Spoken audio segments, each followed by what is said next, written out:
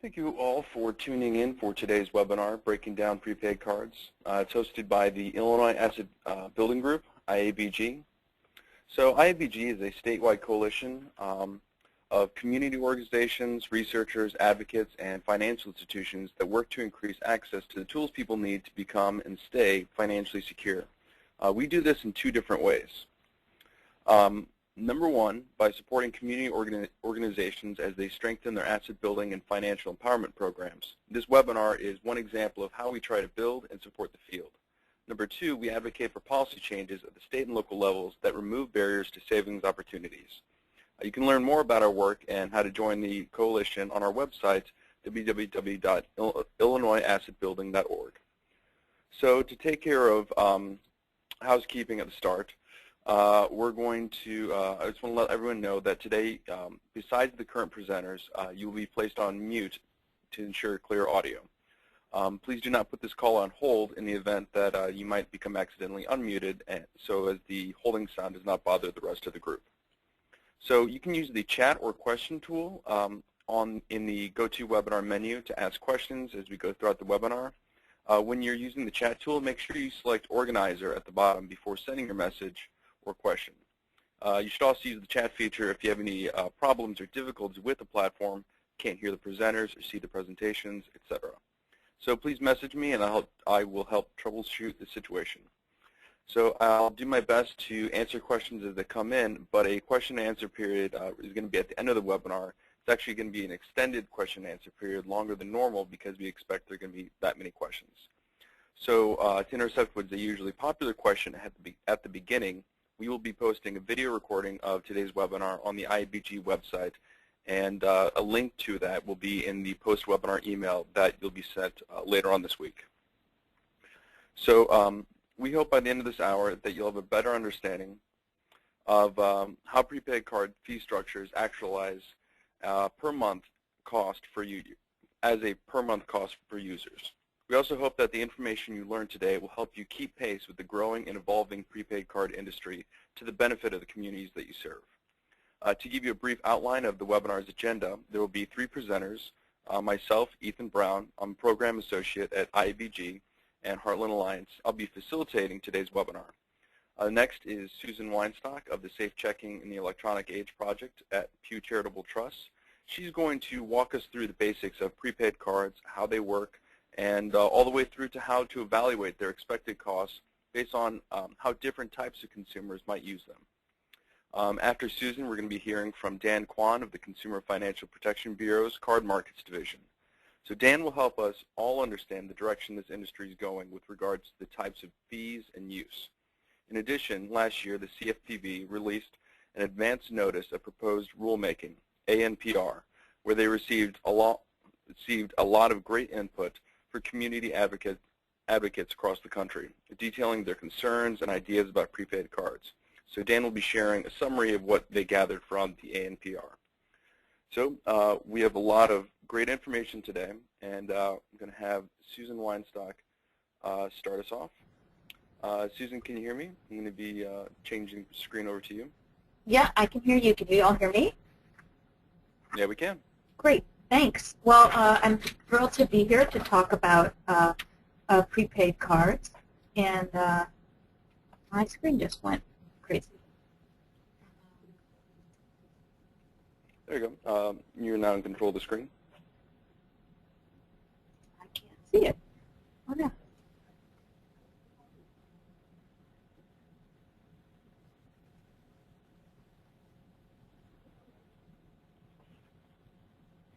Well, if you just move over to the your presentation, we should be able to see that. I can't see that, though. Oh. It disappeared. It was here a minute ago.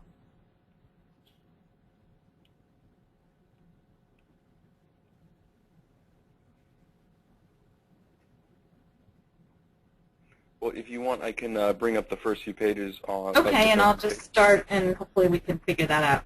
Well, so let me just start by saying that a little bit about the work that we do, so you kind of get a context for us.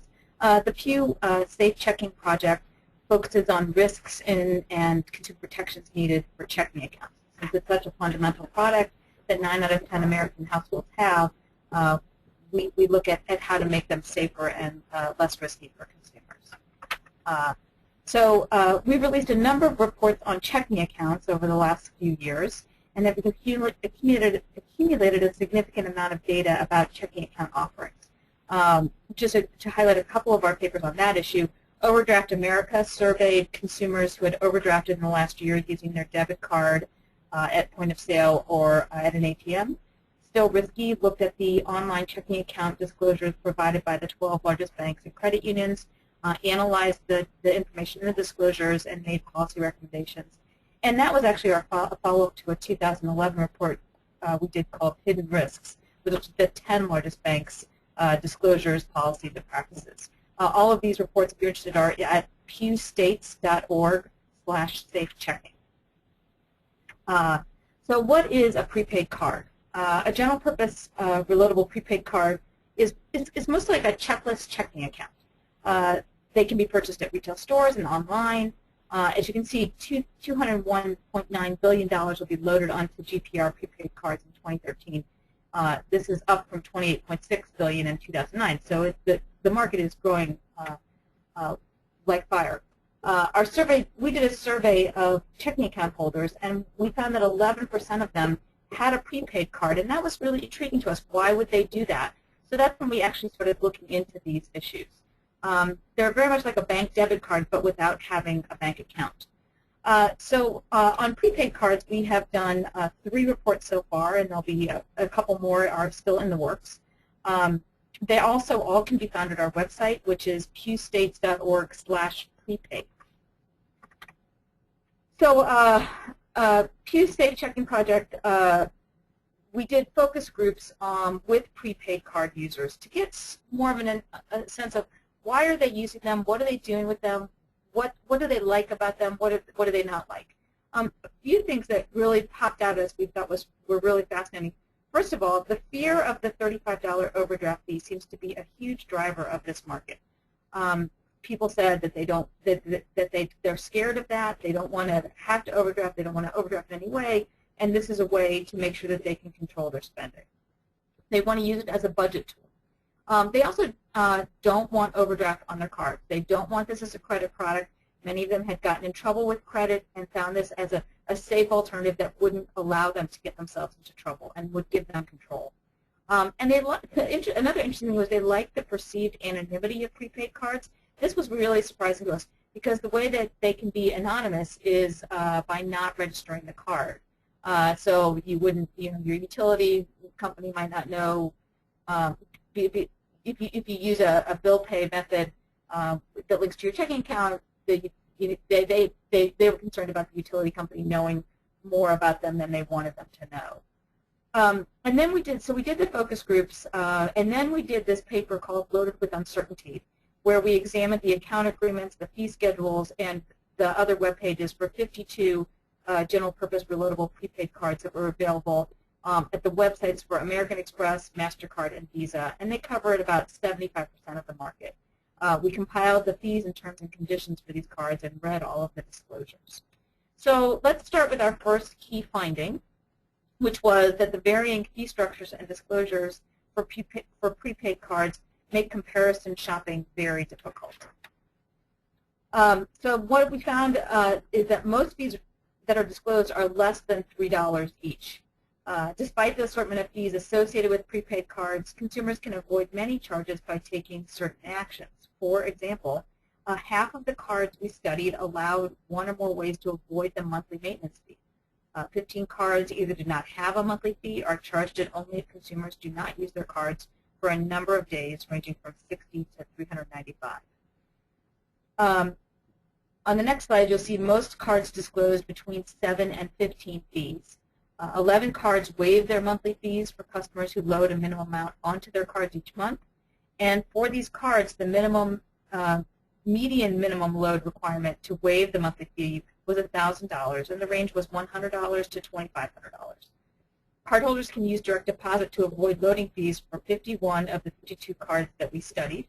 And to avoid ATM fees, consumers can opt for cash back when making a point-of-sale PIN purchase.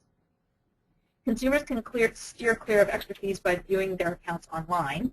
Of the cards that Pew studied, 98% disclosed that consumers may view their account balances and at least some form of transaction history online at no cost, while obtaining a paper statement from all but 4 cards would incur a fee. Now, the other interesting thing is disclosures. Since disclosures are not required for prepaid cards, fees may not be clear to consumers. It's not clear, for example, if non-disclosure means that the card doesn't charge the fee or just doesn't disclose the fee. And the consumer really has no way to figure that out. For an example, 21% of the cards Pew studied disclosed that live customer service calls were free, while an equal percentage did not disclose any information about this fee. This makes it extremely difficult for a consumer to comparison shop and decide how much a card is actually going to cost them and what's the best card for them.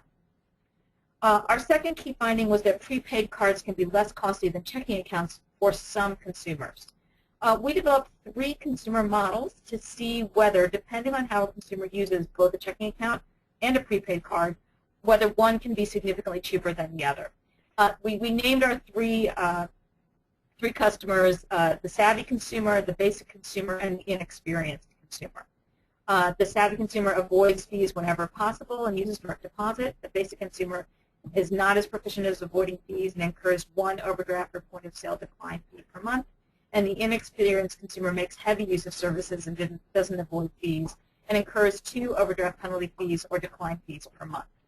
And for all of the models, all of the customers make 17 point-of-sale purchases per month, which is the average number of monthly transactions among active debit card users. All customers in our hypotheticals here use bill pay services if available. All consumers are assumed to load or deposit at least $1,500 onto their cards or into their checking accounts per month and are eligible for some monthly fee waivers. Whenever a customer makes a withdrawal in an out-of-network ATM, the model charges a $2 fee imposed by the owner of the ATM, in addition to any fee charged by the bank or prepaid card. And when the prepaid card users reload cards without using direct deposit, the model adds a $4.95 charge for using a third party, in addition to any fee charged by the program manager. So let's look at what these, how these customers did. So the savvy consumer, as you can see, avoids checking account fees whenever possible, and a checking account is a much better deal for that type of consumer than a prepaid card. The prepaid card is going to cost this consumer more than a checking account would.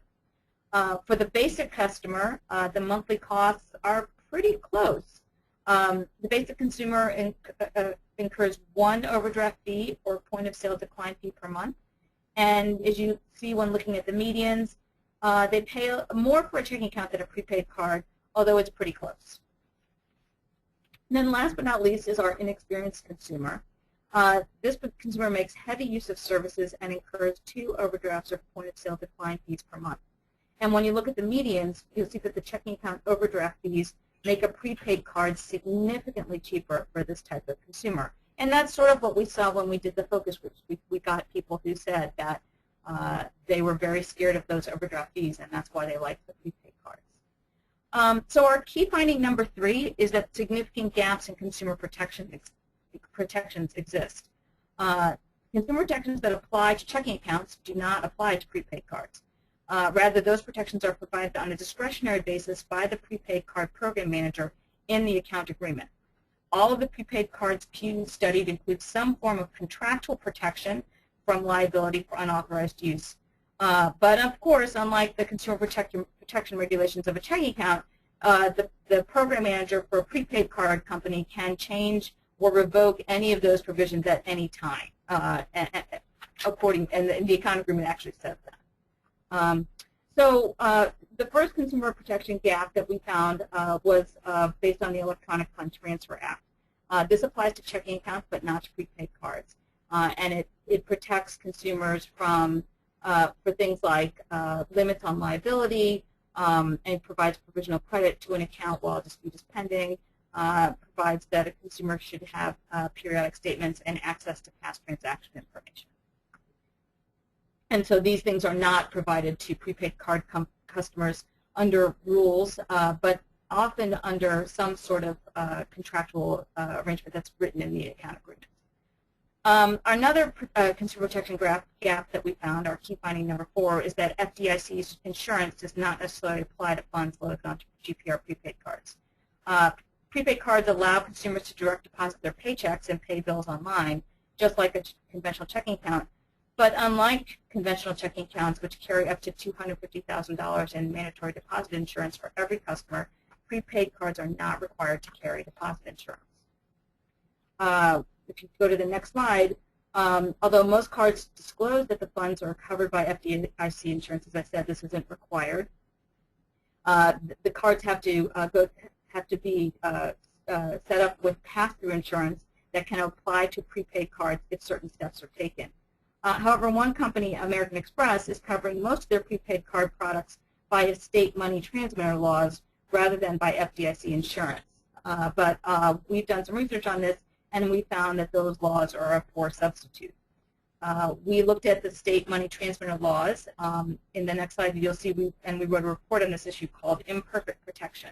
What the report found was that in the event the company operating the card goes under, its customers would be compensated with varying amounts of money depending on the state in which they live, and some states' residents may not be protected at all. The prepaid card operators that choose to cover consumers by a state money transmitter license rather than through the Federal Deposit Insurance Corporation are generally required to post a surety bond and hold permissible investments against outstanding obligations. The size of the bond differs depending on the state in which the card was used. And without a streamlined process, such as the one offered by the FDIC, a consumer would likely have to navigate the legal process in order to receive their funds should the company go under. For example, under the way the FDIC works, it's virtually seamless for the consumer to, if a bank goes under, the name on the bank changes, the next day, but basically everything else is fine and their money is fully protected. But with a prepaid card, if the company went under, the cardholders would be unsecured creditors in a bankruptcy proceeding and may have to wait several months for the case to be resolved before having access to the money on their cards, if they have access to that money at all. Obviously, this is in sharp contrast to what you get with the FDIC. We don't think prepaid card holders should have to rely on second-tier laws that offer them spotty protection. Policymakers need to close this loophole, ensuring that every prepaid card product is backed by the FDIC. If a prepaid card operator fails, reimbursement rates should not be dependent on the state where the customer lives. Consumers should know that they will get their money back promptly and in full. Pew is recommending that the Consumer Financial Protection Bureau close this loophole and make sure that all cards are federally insured. And our key finding number 5 is that we think that overdraft products are antithetical to the purpose of GPR prepaid cards and should not be offered. Adding credit options to a prepaid card makes that product more like a credit card and is no longer prepaid. A number of studies, as well as our own focus groups, have found that consumers use prepaid cards to live within their means. Only 5 of the 52 cards studied disclose the availability of overdraft plans and fees, but nothing prevents additional cards from offering overdraft service in the future. As probably many of you know, as of August 2010, banks have to get affirmative consent, otherwise known as opt-in, to provide overdraft on debit point of sale and ATM transactions.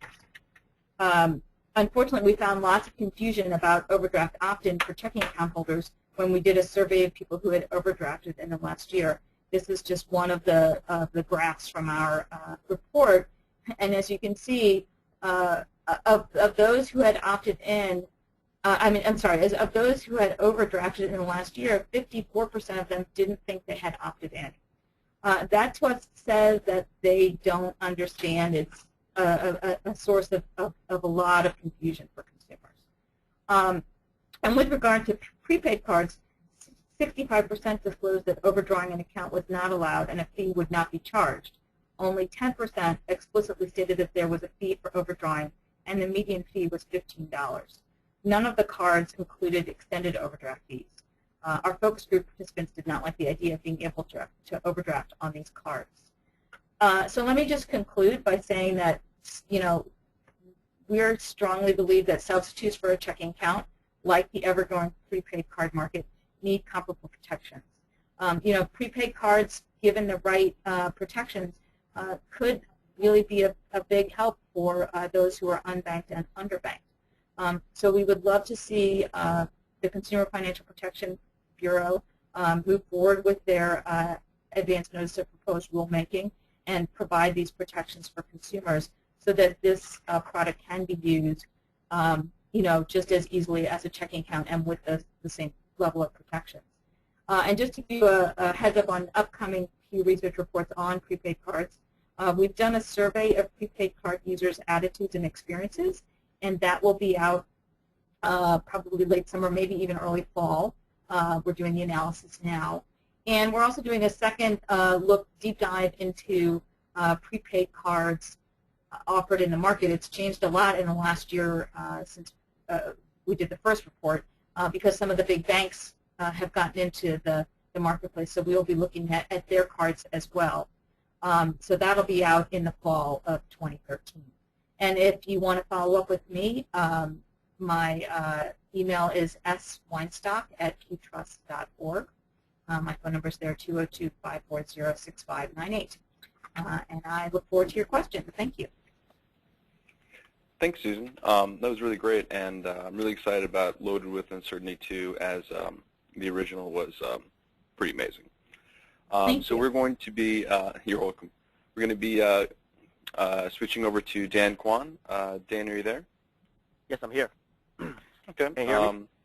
Yeah, you're going to be taking control of the screen in a moment. Yes. There you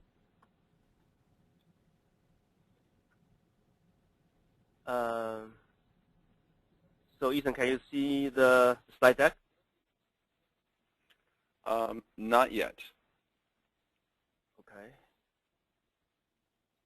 I believe you have to okay, got it. Accept it. There you go. Can you see now? Mm-hmm. Okay, there you great. go.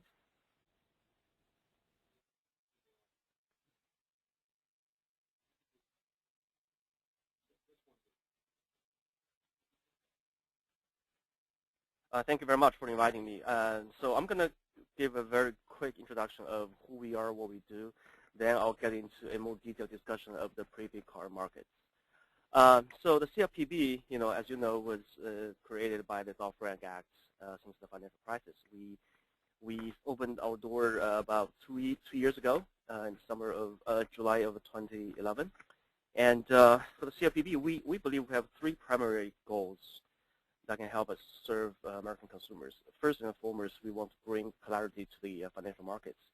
We want to make sure when people buy a financial product or financial services, they know what they're getting into. They understand the terms, the pricing, and they are not, they won't be surprised by any hidden fees after they purchase the product service. Secondly, just like any other prudential regulators, we have a division of supervision and enforcement, and they are making sure the financial institutions and the non-banks are operating in compliance with the rules of the rules that the CFPB have jurisdiction over. And we have a division of enforcement, and these are the attorneys who actually go after companies that are in violation of consumer protection laws and regulations. And many of you must have heard the quite a few high-profile cases last year, which resulted in pretty big penalties and restitutions to the affected consumers. Thirdly, but not least, we are trying to level the playing field. So the CFPB is the first financial regulator that has jurisdiction over both banks and non-banks. So we have oversight over banks with assets over $10 billion, as well as the non-bank players that are deemed larger participants in their respective spheres. So we have banking examiners, or let me say, we have examiners that can go to these banks and large banks and the larger participants that are not banks and look into their books and make sure they're in compliance with the rules. I'm working at a division called Research, Markets, and Regulations, or RMR. The first R stands for the Office of Research. So this is the office that's staffed with economists, PhDs that are doing long-term research, trying to understand consumer behavior or how consumers use certain financial products and services. The second letter, M, stands for markets, and I'm part of this market. We have 4 markets teams that cover the entire spectrum of consumer financial markets, from mortgages to payments to small dollar lending to deposits, checking accounts, credit reporting. And I'm part of the card and payment markets. The markets group's function is to go out and learn how the industry works, how companies make money, and understand the trends and the new business models and the consumer protection issues. So we speak frequently with the industry and the consumer advocacy community, and then we bring that perspective back to the Bureau so that when it comes to long-term policy developments or rulemaking, the Bureau is well informed. So we're very proud of the fact that we are very much data-driven agency. So the third letter stands for Office of Regulations. So this is an office that's staffed with regulation attorneys. So these are the people who actually have the pen to write rules. So when it comes to rulemaking, these are the people who write the actual rules. However, as the sort of the experts in various consumer financial products or markets, markets groups have a seat at the rulemaking table. So we bring the expertise and the intel we gathered from our interaction with outside groups to the rulemaking table, so that our rules are written in a constructive way, transparent, and evidence-based. So let's talk about prepaid card markets. So a couple of months ago, I heard somebody actually at a seminar, at a conference that said, the prepaid general purpose renewable market is a wild, wild west. So this probably was largely true a couple of years ago, but since then things have changed quite a bit. First of all the prepaid card program managers or issuing banks have to comply with BSA AML rules. So they have to do the KYC, know your customers, and last year FinCEN actually issued a prepaid access rule that actually requires the most prepaid card program managers to register with FinCEN. And 2 years ago, the Treasury's Financial Management Services, that's the division that actually issues the Direct Express prepaid cards, issued the rule. It's still called the interim final rule that actually requires prepaid card companies that want to accept federal payments. Federal payments include Social Security checks, veterans benefits, disabilities. To meet actually 3 requirements. One is the programs must have FDIC pass-through insurance. Secondly, they must comply with Reg E Lite. The Reg E Lite basically is a rule that the Federal Reserve wrote a couple of years ago that is applied to the payroll prepaid cards. So essentially, the basic Reg E consumer protection structure is in there. The major difference, or probably the only difference, well, I shouldn't say the only difference, but the major difference is on the Reg E Lite, there's no requirements to issue paper statements, whereas on the regular Reg E, or Reg E that applies to the debit cards attached to checking accounts, you have the ability, the option to receive paper statements. And the third requirement of this interim final rule is there has to be no credit features attached to the prepaid programs. So a lot of companies, given the population they're serving, they sort of voluntarily migrate to this Reg E Lite platform. So this is just as Susan said. If you look at the terms of agreements, a lot of the companies actually, I would say probably the biggest ones in the space, do afford the Reg E-like protections contractually. But as also, as Susan said as well, they can any time take away these protections in their contracts with a minutes of notice. So I think what's lacking here is, it's not like the prepaid cards are not regulated at all.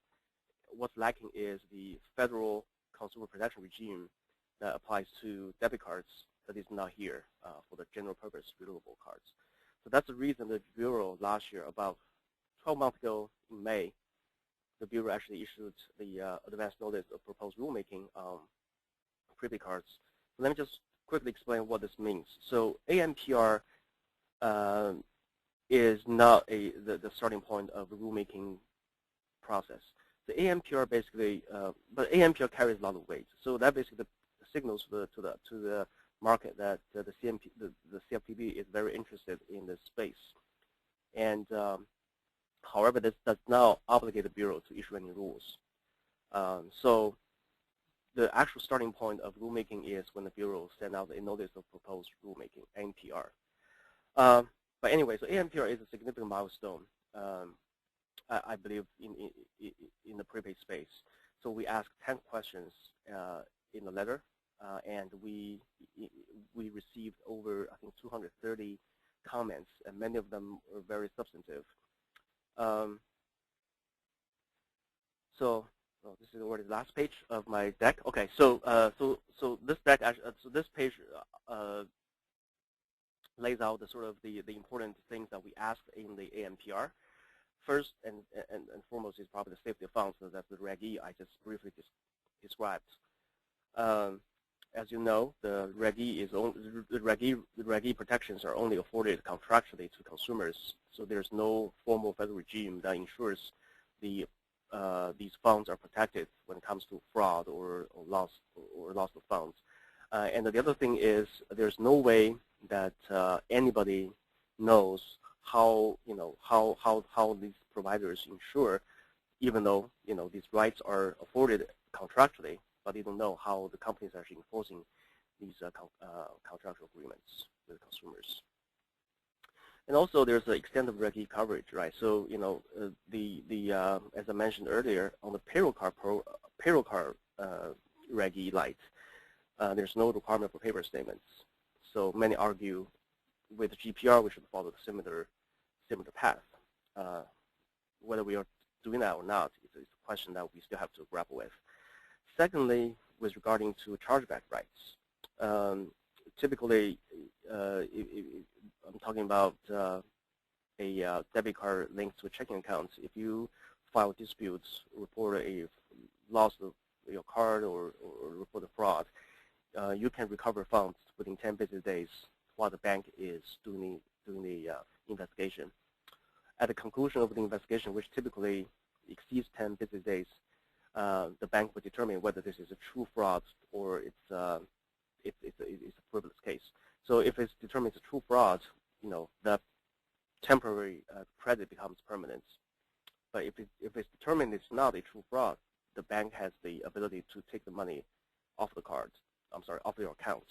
But in the prepaid situation, because of the transient nature of the prepaid consumers, there are cases where people reported fraud or friendly fraud. They actually got the money back in 10 days and spend the money. Then they probably just close the account, and once the investigation is completed, there's no way for the issuer to reclaim the fund back. So this is the issue we have been actually thinking a lot about. How to ensure legitimate claims are processed and people's rights are guaranteed, and make sure this does not incur costs that's too high for the providers to bear. If the cost is too high, the provider will end up charging a higher price. So we have to strike a balance in this case.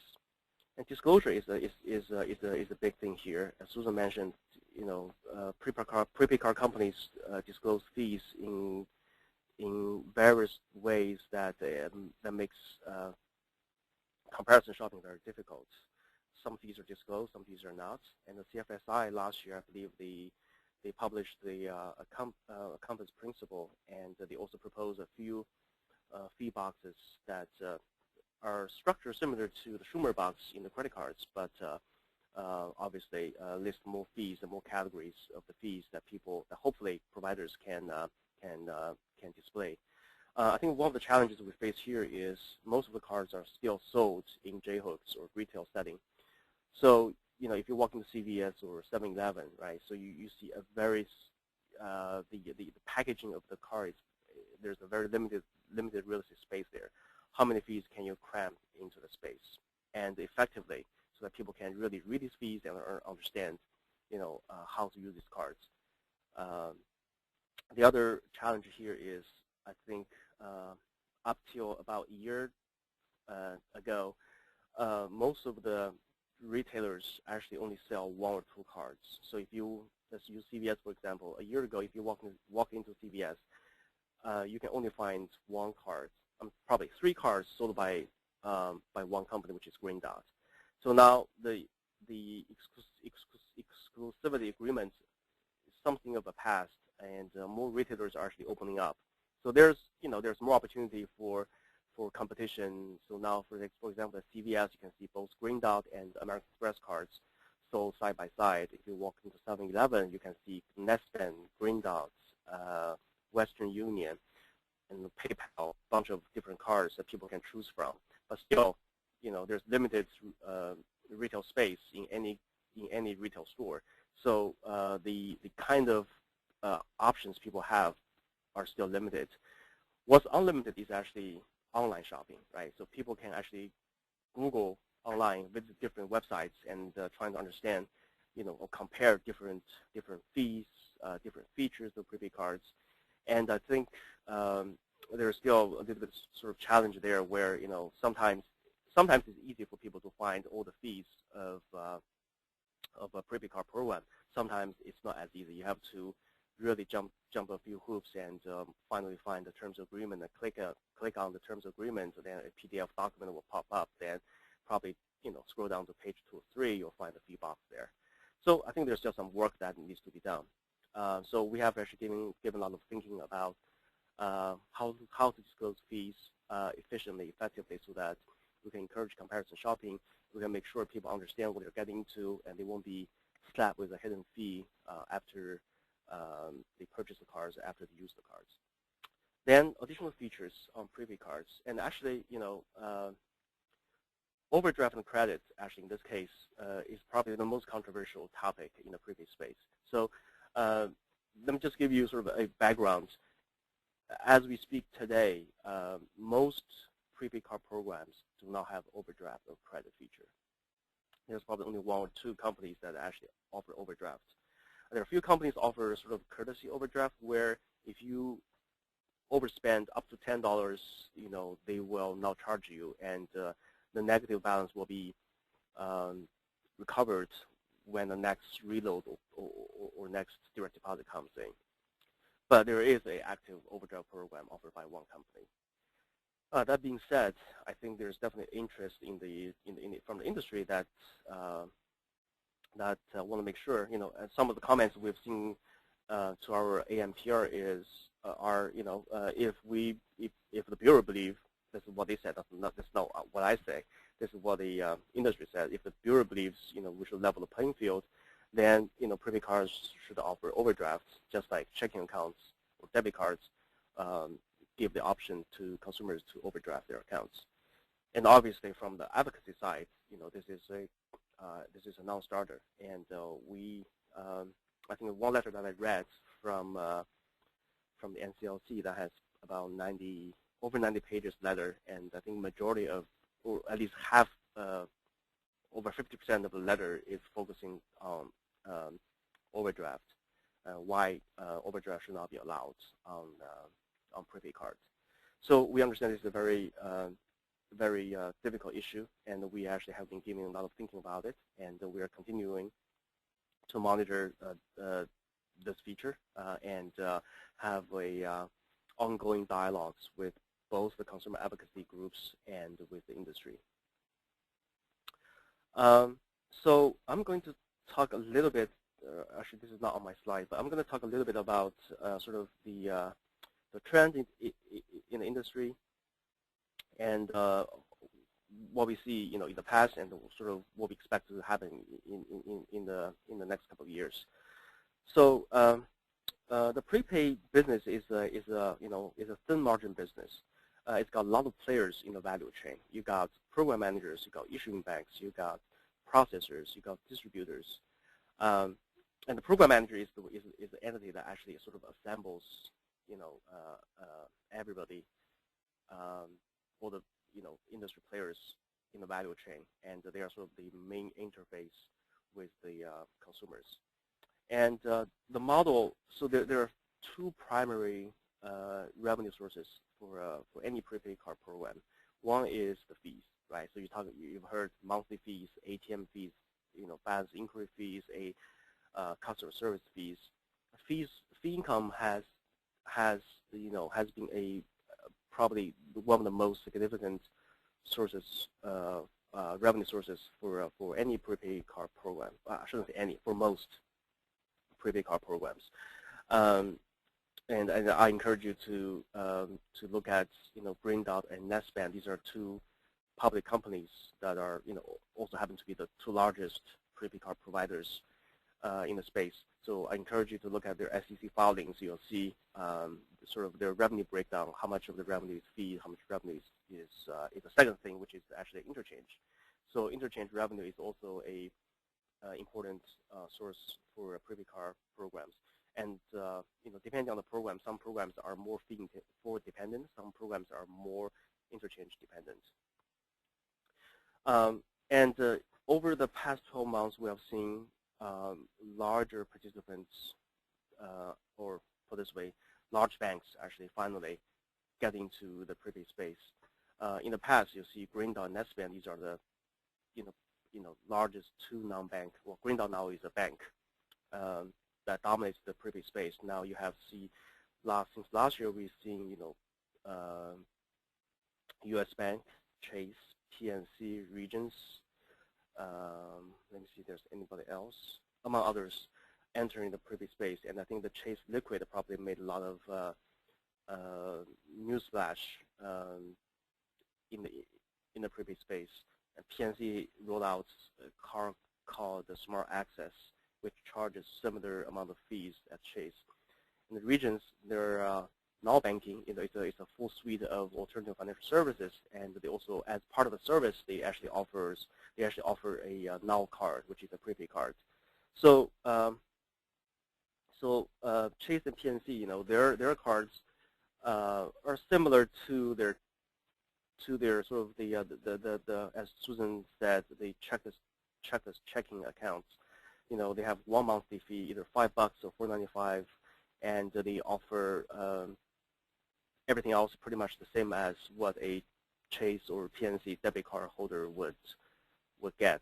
The unlimited customer service calls, online statements. Probably they don't offer paper statements. I'm not sure about that. I probably need to double check on that. But you got the free ATMs within the bank branches, and there's a lot of self-service opportunities for these prepaid card customers as well.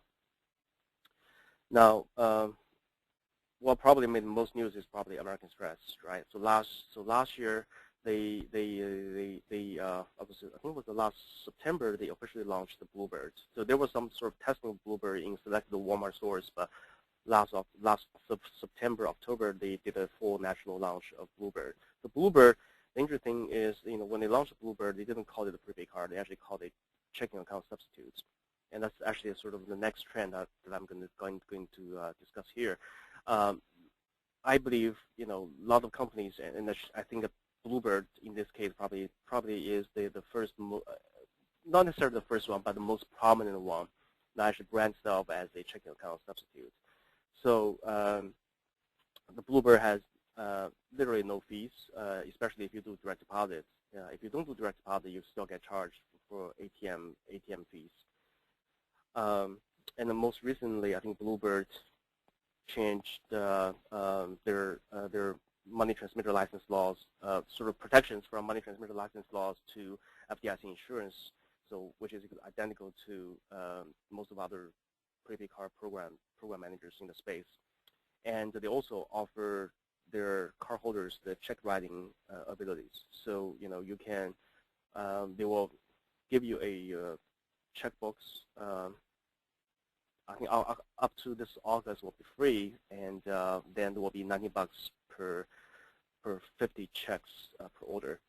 So you can write checks, and the money will be taken from your account, and there's no overdrafts either on a Bluebird account. So function-wise, it's very similar to a checking account, and we expect to see probably more programs working in the similar ways as the Bluebird. Of course, the fees have always been a more contentious issue here, right? So Bluebird obviously is a very low-fee product compared to some other programs in the space that charge higher fees. I think the market has been quite competitive, so we'll see probably there, especially with the introduction of Bluebird, and this is not my personal opinion actually, so this is something we actually heard many times since Bluebird was launched. Some people are saying this will probably put a lot of pressure on the existing players to lower the fees. Whether that's true or not is still yet to be seen. And we're also seeing a lot of consolidation and integration in the market. So most recently you heard Netspend was acquired by TSYS. TSYS is one of the large processors in both prepaid and the debit credit processing. And last year, Green Dot actually acquired a bank. Now the bank has become Green Dot Bank. So Green Dot now is not only just a program manager, but also an issuing bank. They issue their own cards. But their Walmart money card portfolio is still issued by the GE Bank. But other than that, everything else is issued by Green Dot now. And Green Dot is also, they also acquired a processing platform, so processing company, so they're actually building their internal processing platform. So you see, as I mentioned earlier, there's a very long value chain in the prepaid space, which makes profit margin very thin. But these players are trying to consolidate, sort of, trying to do everything internally so that they don't have to pay outside parties for fees, or so that they can actually control the cost better and control the risk better as well, and in order to make more profit. So in terms of what the Bureau will do in the next, following up our AMPR, we are actually, there are a few policy questions that we are actually still contemplating, and the provisional credit, the disclosures, the add-on features, and we are still in discussions with the consumer advocacy groups and the industry, and hopefully getting more data to help us have a better understanding of these issues. And I always welcome you if you have any issues, or if you believe certain issues are of the most importance to you. So we highly suggest that you actually come talk to us. Our doors are always open. And by that, I'm turning this over to Ethan. Thank you very much. Thanks, Dan. That was really great. There was just a ton of information. Let me bring it back over to my screen. So we're going to be moving into the question and answer period. So we got a lot of really great questions from a lot of different people. Let me pull out one real quick. So this is to Dan Kwan. You'd mentioned that the idea of the checking account substitute may become more prevalent, may become sort of like the where the industry is moving. So I was wondering, do you think that they're going to be reporting these active accounts to credit reporting agencies then, like Equifax or TransUnion? And if they don't have any fees except for, if you're not using direct deposit, then how exactly are they making a profit off of this? Is it just through deposits and investments on those deposits? Well, first of all, I think making so So Bluebird probably is the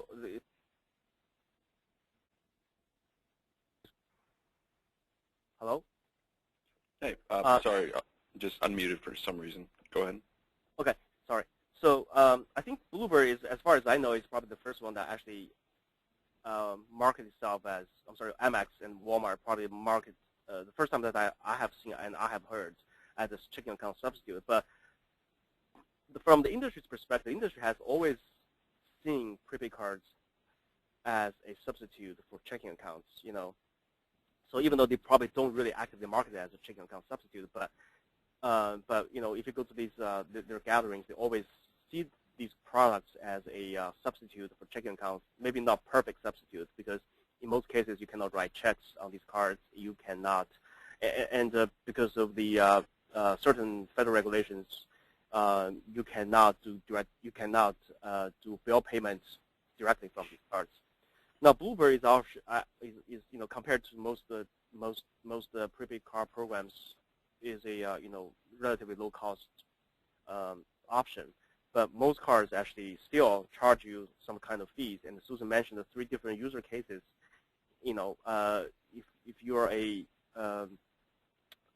are not a very careful, not very sophisticated user, prepaid cards probably are good for you, but you still have to pay some kind of fees, whether it's a lot of fees or not much fees. It really depends on the programs you actually choose.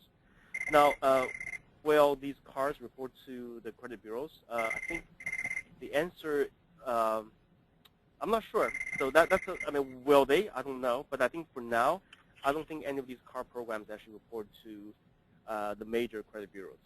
There are some programs that report to alternative credit reporting bureaus, and they believe that certain transaction behaviors, such as paying your cable bills timely, paying your utility bills timely, are a indicator of a credit worthiness.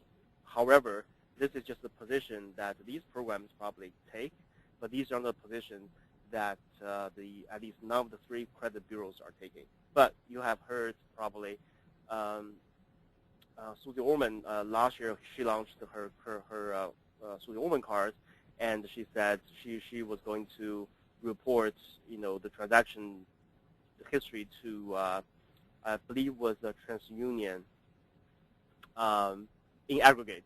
So TransUnion may take a look at these transaction records and see whether there's any way they can use information for underwriting credit.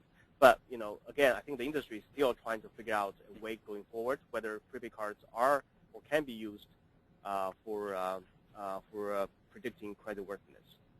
Ethan, can I just jump in here for a quick second? Sure. Sure, so just 2 other things. I think Dan made all the really important points, but I'll just follow on. So checking accounts don't necessarily help a consumer's credit report or credit score either. You know, if you misuse your checking account, you'll be put in check systems, but they don't necessarily report to the credit reporting agencies. And the other thing, in regard to the revenue for the cards are making I mean, I would say a lot of their revenue is through interchange. That's the big money maker for them. Okay. Could you describe that a little bit more, or put a little bit more details on that for most of our audience? So the interchange is the swipe fees that the card companies pay, or from the merchants pay to the card companies for being able to take the cards. And you know, probably a lot of people have heard of the Durbin Amendment, and there's all sorts of rules that go along with the Durbin Amendment. But bottom line is the card companies can make quite a bit of revenue from interchange to keep, like say the Chase Liquid card basically is $4.95 a month, and there really isn't any other additional fees. They make most of their money on interchange. Thanks. Great description. Okay, I'd like to pass it over to Andrea Pellegrini. You can speak now, Andrea. I believe you had a pretty good question before. My question was, when you were doing the report, was there any analysis of government-sponsored prepaid cards for public assistance programs done? It's a good question. We have not looked at those, but the National Consumer Law Center has. If you go on their website, they've done a couple of really good reports on them. Thank you. Great. Let me see. So one of our IBG coalition members as well, Andrea is as well, but Ben Lau of the Chinese American Service League, he asked me to ask a question for him. First of all, he wanted to talk about the Octopus card that's in Hong Kong, which is essentially another general reloadable prepaid card that has no fees attached to it. He was wondering if something like that might be seen in the U.S. And then as well, if a prepaid card has an overdraft feature, then what makes it different than a regular debit card in use in practice? I can answer the second part. Oh, Dan, you want to go ahead? Sorry, go ahead. Sorry, go ahead, Susan. Well, I can answer the second question. I don't know anything about the Octopus card, so that one I can't answer. But certainly the difference is that the prepaid card is not tied to a bank like a checking account is tied to a bank. So that's the big difference. And I mean, the problem with overdraft is there's these rules about opting in, which we've seen have not worked very well. And so our concern is that if you add overdraft to a card, and we saw how poorly this has worked on checking accounts, why would we want to do the same thing for prepaid? Yeah, I can answer the first question, actually. So actually, a card like Octopus card is actually coming to the U.S. The Chicago Transit CTA just rolled out a card called Venture Card. So the Venture Card actually, the card, it's a MasterCard branded. You can use it for transit only. However, you can also activate a GPR portion of the card so that you can not only use the card for commuting, but also use the card to shop or make purchases anywhere MasterCard is accepted. The Transit Authority in Philadelphia, it's called SEPTA. SEPTA is also contemplating a similar program, which probably will be launched sometime in the summer or early in the fall. Utah's Salt Lake City in Utah, UTA, also has a similar program, but that program is actually on hold for now. Let me see what else. So okay, so WMATA in Washington D.C. is actually reviewing bids, and they might make decisions sometime very soon. Now, these are sort of the second-tier transit agencies, second-tier not in terms of quality, but in terms of their size, in the nation that are actually slowly moving or actually quickly moving towards a open payment system. Now, if these programs are proved to be successful, a lot of people are actually looking at the New York City, whether MTA will actually also move into the same direction, and if they do, will they also roll out a new transit card that has the GPR feature? But that's still yet to be seen. Great. Thanks a lot for both of you for answering, I guess, a multi-part question. Let me see. I believe our next asker of questions, trying to get it right now, sorry. A lot of questions. It's difficult for me to prioritize.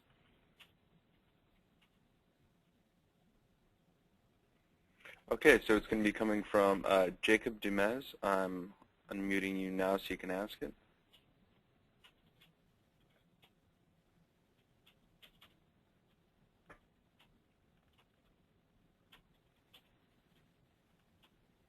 Hi, Jacob. Are you on the call?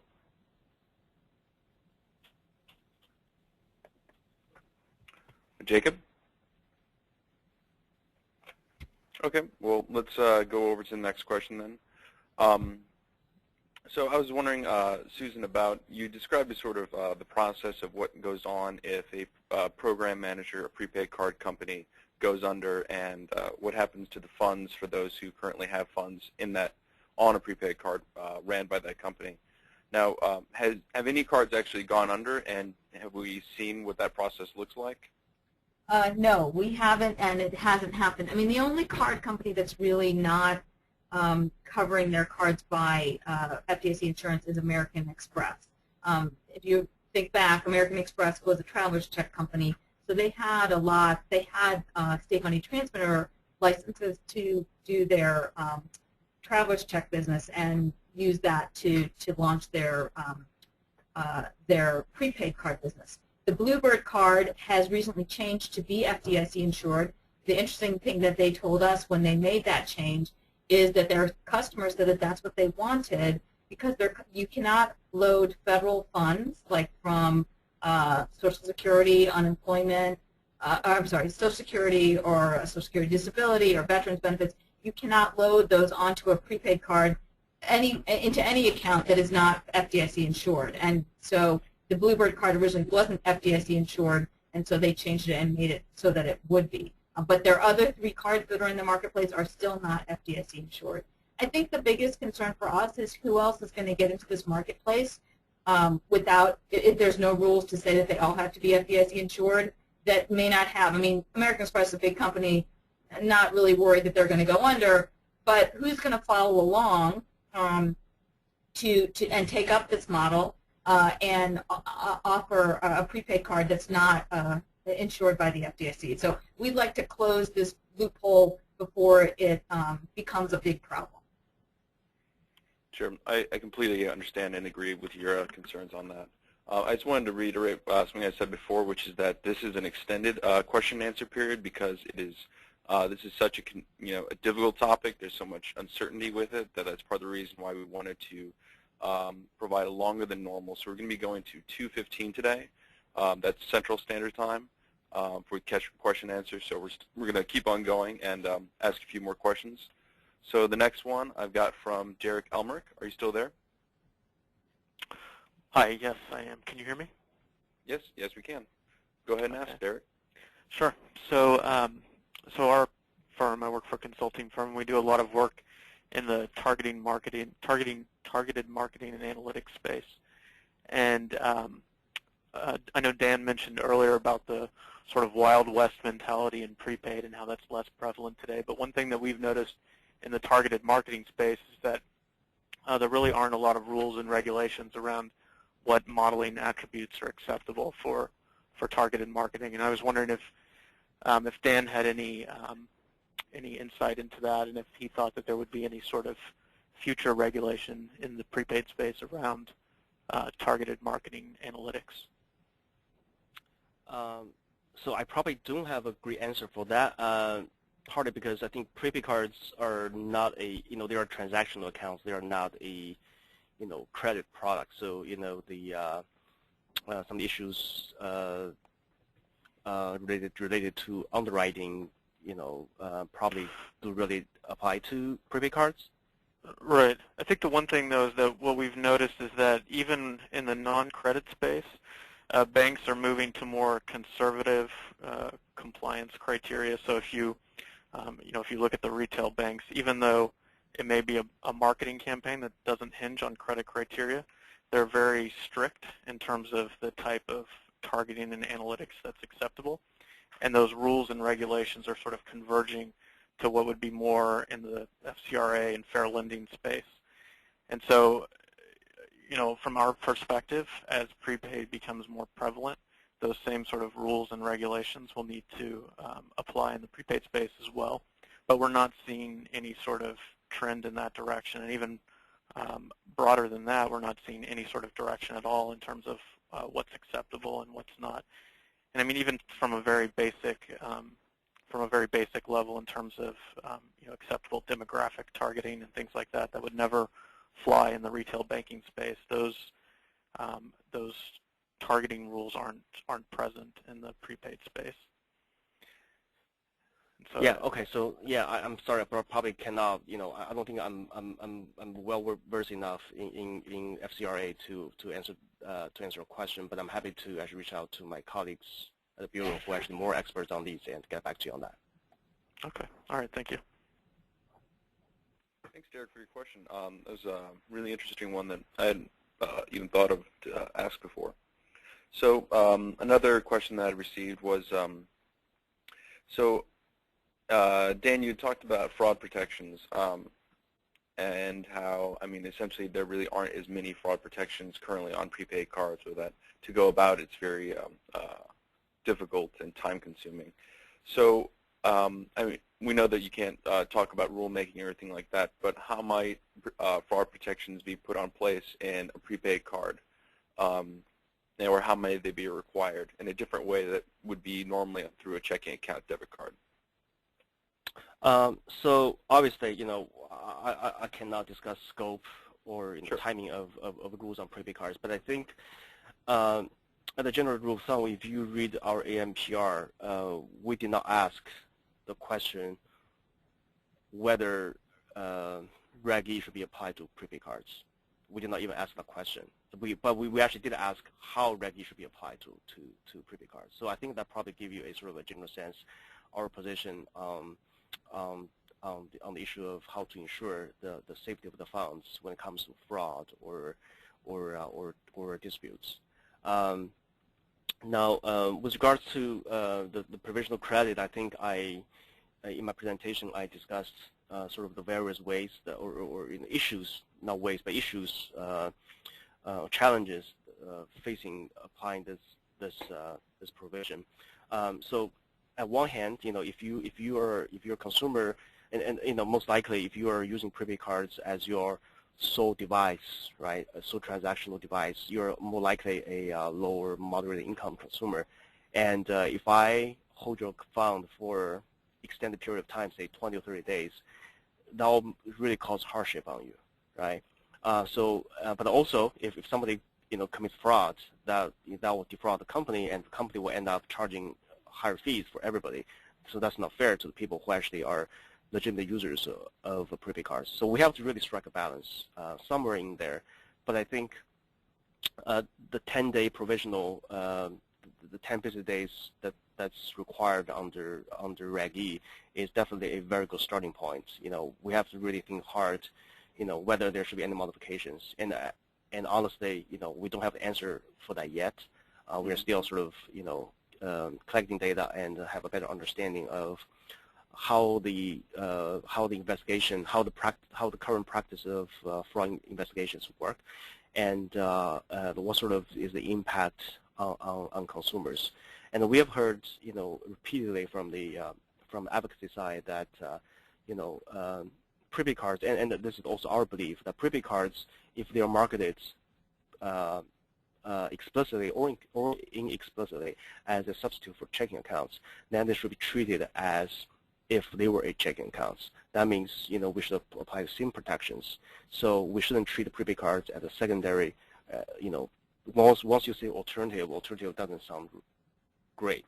It shouldn't be treated as a second-class citizen. It should be treated the same as the checking accounts. So that's my view. Sure. Thanks. I think that does help us out a bit. So we also have another person to ask a question. Cassandra Slade, are you there?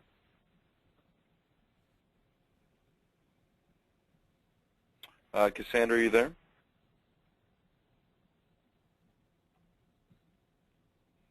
Okay, well, it looks like Cassandra's not made it on yet. So I had one question for Susan. So I was wondering about the model, the savvy versus basic versus inexperienced of different types of consumers. I was wondering, where would someone who has sporadic employment, where they're employed, maybe seasonally employed, or several weeks at a time, and then unemployed several weeks at a time, where would they fall in that model, and what was that type of person taken into account into that model? Because it seemed like they all had made $1,500 per month as the basic criteria. Right. It's a really good question. We did not look at that because it would be they would not, as someone who's a sporadic a person with sporadic employment would not have direct deposit. So that would change the fee structure both for their checking account and for their prepaid card. But we didn't look at that. So I unfortunately can't give you much information on where that person would fall as far as fees for checking accounts versus prepaid cards. Mm-hmm. Okay.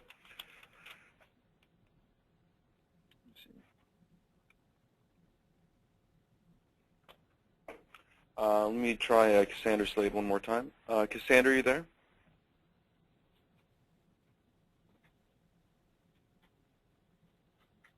Cassandra? Okay, well, I think we are actually getting pretty close. We need to speak about some things at the end. So I just wanted to quickly invite everyone to the IABG Coalition. So by joining IABG, your voice, someone interested in everyone having access to the tools they need to become financially secure, will be heard in the Illinois legislature. The visibility of your organization will be elevated through our social media outlets, and you'll gain access to amazing learning opportunities like this webinar. This is actually the fourth webinar in our 2013 series. We've addressed a host of topics, including prepaid cards, alternative small dollar loans, the Bank on Chicago project, in addition to a few others.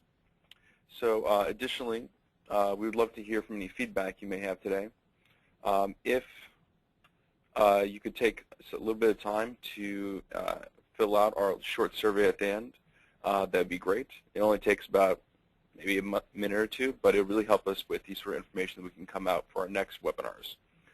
In addition, if you have any further questions for either the speakers or myself, feel free to contact me or the speakers at this contact information is available here. So thank you so much. I hope this was a really worthwhile webinar for you. I hope you gained some information that you'll be able to take back to your communities. And thanks so much for all the speakers. Thank you, Dan Kwan and Susan Weinstock, and hope to see everyone on the next webinar. Thank you so much. Thank you. Thank you.